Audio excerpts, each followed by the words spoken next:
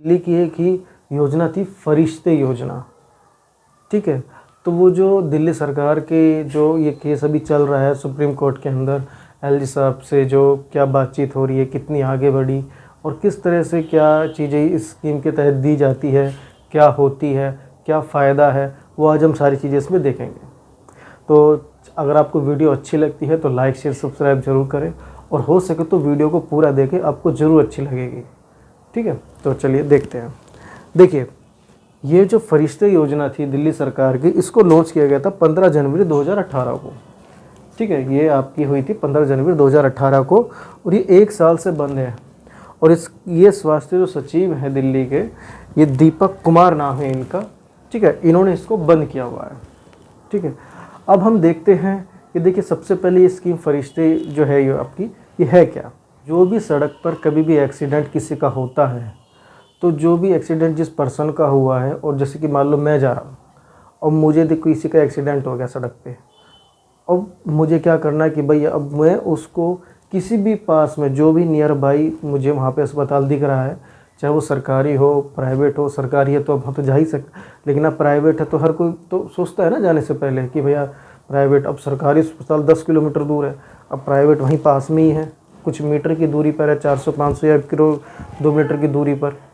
तो ऐसा है कि ये स्कीम ऐसा कहती है कि आप किसी भी एक्सीडेंट वाले पर्सन को किसी भी प्राइवेट अस्पताल में भर्ती करा सकते हैं और जो उसका खर्चा आएगा उसके इलाज का, वो पूरी तरह से दिल्ली सरकार उसका खर्चा उठाएगी और कोई भी अस्पताल आपको मना नहीं कर सकता।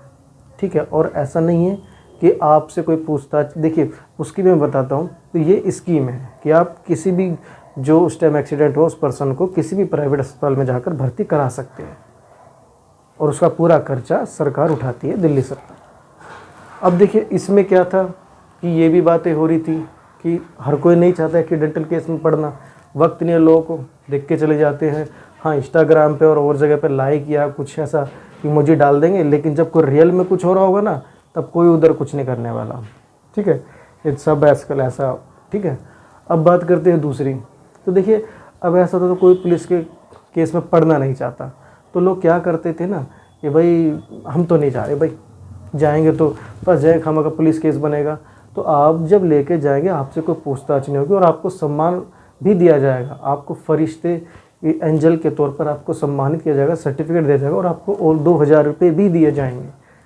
बाकी माना कि कोई लेता नहीं है ऐसे टाइम पे, यार 2000 बंदे की जान है होती है, 2000 की पड़ी है, पर एक ये स्कीम भी उसको इसमें ऐड किया गया ताकि लोग उसको ज़्यादा उसको एडवांस लेवल पर लेके जाए और ज़्यादा लोगों तक ये स्कीम पहुँचे। क्योंकि देखिए ये एक बहुत ही मतलब सही कदम भी आप इसको कह सकते हैं। देखिए अब मान के चलिए कोई, अब देखिए ये चीज़ें जब भी समझ में आती हैं जब कोई अपने के साथ ही होता है, जब उसका खून बहता है, उसकी चीखें निकलती हैं, जब भी आदमी को समझ में आती है, उससे पहले समझ में नहीं आती। ठीक है ना, ये तब कभी आपके साथ कभी होगा तब आपको मालूम पड़ेगा। क्योंकि जब आप जा रहे हैं 10 किलोमीटर दो, कोई आपके बिल्कुल बगल में ही प्राइवेट अस्पताल है और आपको वहाँ कराने को मिल जाता है, तो सोचिए कितनी बड़ी बात होती है। और वैसे भी सरकारी अस्पताल में तो कोई वैसे भी ठीक ठाक आदमी भी जाना नहीं चाहता, और वो तो एक इमरजेंसी केस है, तो आप समझ सकते हैं। ठीक है, सरकार क्या है इस मामले को लेकर सुप्रीम कोर्ट में गई है कि जो फंड है ये एलजी साहब इसको जारी करें। और सुप्रीम कोर्ट ने सुनवाई करते हुए जो आम आदमी पार्टी के वकील है अभिषेक मनु सिंघवी, तो देखिए उन्होंने कुछ जानकारी दी है, वो भी मैं आपको बताता हूँ। और दूसरा कि देखिए ये भी कहा जा रहा है कि इसको कोर्ट में लेके गए और उन्होंने जो दिल्ली के स्वास्थ्य सचिव हैं और एलजी साहब को नोटिस देकर जवाब मांगा है सुप्रीम कोर्ट ने।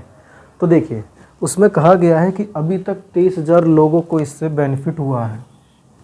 ठीक है, और सितंबर 2021 से 22 के बीच में 5,000 लोगों का इलाज हुआ है। जैसे कि सितंबर 2022 तक का मैंने बताया, अब अक्टूबर देखिए 21 तक का, अब देखिए 22 का जो है 3,000 तक पहुंच गया और धीरे धीरे घटते जा रहे हैं आंकड़े।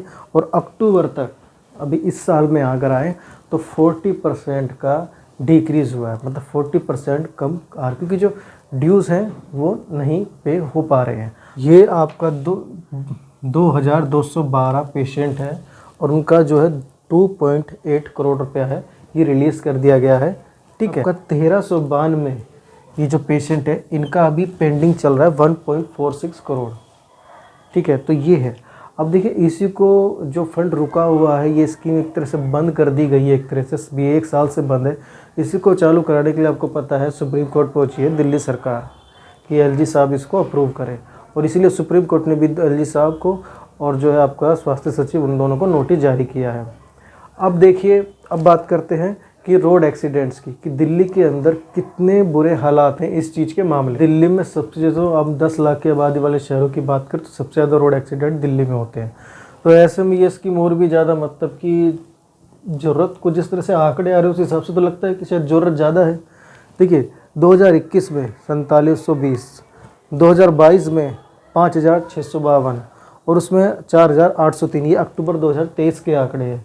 अभी नवंबर भी इसमें हो सकता है, क्योंकि इसमें दिखाया जाता है कि रोज़ के 15 एक्सीडेंट में 3 मौतें रोज़ होती हैं। ठीक है, तो अब देखिए ये आपने तय करना आपको कैसा लगा। मैंने आपको जानकारी दे दी है, जो दिल्ली सरकार ने आंकड़े दिए हैं, जो इसके बारे में बताया है, वो मैंने आपको सब बता दिए हैं। अब आप इसको कैसे देखते हैं आप ये बता सकते हैं, क्योंकि देखिए मैंने आपको पहले बीच में बताया था, डॉक्टर मिल जाए और मेरे मरीज़ की जान बच जाए बस। तो कहीं ना कहीं ये सही भी है, तो सही क्या, बढ़िया है। बता सकते हैं कि आपको ये योजना अगर ये बंद हो रही है कैसी लगी, क्या लगती है, क्या आपका मानना है, आप बता सकते हैं। लोगों को शायद अब पता चल रहा है, लेकिन ये स्कीम पिछले 1 साल से बंद है। तो मुझे लगा इसको बार लोगों को बताया जाए, ताकि लोगों को तक पता चले कि ये स्कीम अब लगभग 1 साल से बंद है। तो अब इसी को लेकर दोबारा वापस चलाने के लिए केजरीवाल सरकार और एलजी साहब की लड़ाई अब सुप्रीम कोर्ट के अंदर चल रही है। तो बस यही था इस वीडियो में। वीडियो आपको कैसी लगी, अगर अच्छी लगी है तो लाइक शेयर सब्सक्राइब ज़रूर करें, और वीडियो को पूरा देखें। मिलेंगे अगली वीडियो में, जब तक के लिए थैंक यू, जय हिंद।